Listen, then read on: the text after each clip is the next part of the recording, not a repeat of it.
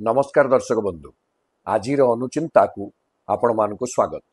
आज अनुचिंता चंदन को नहीं आपण माने समस्ते जानती महाप्रभुंकर दीर्घतम यात्रार ना हूँ चंदन यात्रा। अक्षय तृतीय आरंभ हो ये यात्रा 42 दिन जाए महाप्रभु उद्देश्य पालित हुए। आउ खाली चंदन यात्रा नुहे, महाप्रभु चंदन कुंडरे स्नान करिवे चंदन यात्रा अवकाश पुनर्बार प्रत्येक दिन चंदन लगी समय चिंतामणि की महाप्रभुंकर प्रिय अंगराग हूँ चंदन। दैनिक स्नान रे भी चंदन एवं देवस्नान रे भी चंदन। तेणु चंदनर एते आकर्षण महाप्रभु ताको पाखरे रखिछंती। एते आकर्षण रे काहेकि चंदन प्रभुंकर एते प्रिय आम भितर निश्चित कौतूहल थिबो। तेबे आसंतु जानिबा शास्त्रीय चिंतन रे चंदन काहेकि महाप्रभुंकर प्रिय।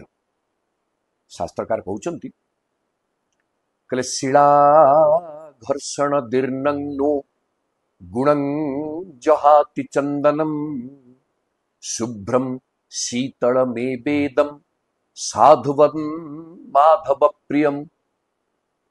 कहउचंती शिला घर्षण दीर्णंग चंदनटा आमे चंदन पेड़ी रे चंदन को जेते घसीबा से चंदन तार जो पंक चंदन जो द्रव से प्रस्तुत हम। ये जो चंदन को घसीबा काठटा जेते घसी हम चंदन घर्षण जनित पीड़ारे क्लिष्ट हेले भी घर्षण जनित तापरे उष्ण हेले भी चंदन दीटा गुण को तार छाड़ेनी। निज गुण को चंदन त्याग करेनी। गुणं जहाति नो चंदनम चंदन निज गुण को त्याग करेनी। कौन ना शुभ्रम शीतल मे वेदम शुभ्रता आउ शीतलता। आपण देखंतु दीटा जिनिस घसी हेले उष्णता आसीबा कथा, किंतु चंदन सेइथुरु प्रस्तुत चंदन द्रव आपण जेतेबेले तिलक लगाउछंती बा शरीर रे लेपन करूछंती सेतेबेले शीतलता ही अनुभव करिवे। पुनर्बार सेई घर्षण रे घर्षित चंदन वर्ण केमितिया ना शुभ्र वर्ण। तेणु शुभ्रता आउ शीतलता ये दीटा जाक चंदनर आभूषण गुण।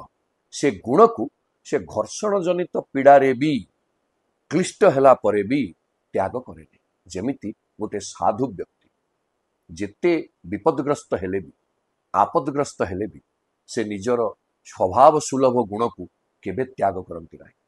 चंदन पाखरे साधु सुलभ गुणर अभ्युदय होइछि। आउ महाप्रभु सदाबेले परित्राणाय साधूनां विनाशाय च दुष्कृता। महाप्रभु साधु मान को अति भल पाती जो माने वास्तव रे निज गुण को जेते बाधा विपत्ति रे पड़िले मध्य सुरक्षित रखि पारंती। तांकर से जो दृढ़ निश्चय चित्तवृत्ति ताहा महाप्रभुंकर अति प्रिय। तेणु साधुवन माधव प्रियम माधवंकर प्रिय होउचंती चंदन। आउ आपण कवि सम्राट भंजंकर पद को मने पकांतु। दिन बांधव माधव रही माधव मासे नृपति नंदन चंदन यात्रा देखे हरसे।